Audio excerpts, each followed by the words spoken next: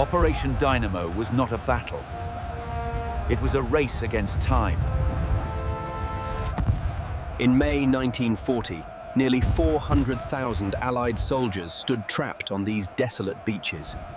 With the sea at their back, the German war machine closed in.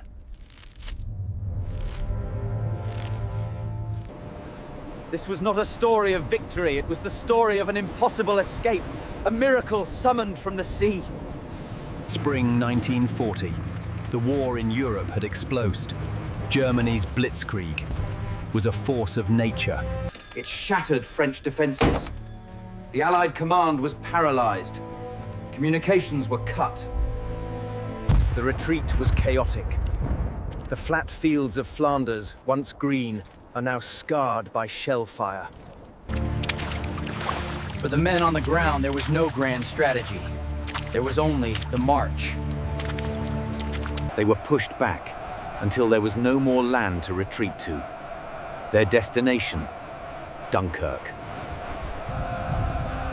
The scene at Dunkirk was one of ordered despair. They were waiting for ships that could not come. The beaches are shallow. And then there was the sky.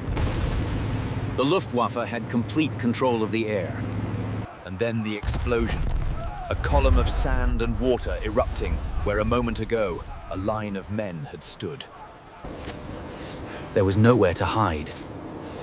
The beaches were flat, open and exposed. They used the moles, long concrete breakwaters. Men shuffled along this narrow pier. Their most optimistic projection? They might be able to rescue 45,000 men. The entire British army was about to be destroyed. Back in England, the broadcast went out. The Admiralty put out a call, not for warships, but for any vessel with a shallow draught. The response was the miracle. From every creek, every estuary, they came. They were the little ships. They were small, slow, and sailed toward the black smoke of Dunkirk. When they arrived, the soldiers on the beach couldn't believe their eyes. This was a civilian armada. The plan became clear. The little ships would act as shuttles, darting right onto the sand. Soldiers waded, chest deep, through the cold North Sea, passing the wounded. They would transfer their cargo, and then they would turn around and go back. When the operation was finally called off, the numbers were staggering. 338,226 Allied soldiers. It was not a victory. They had left their rifles, their trucks, their tanks, abandoned on the beaches.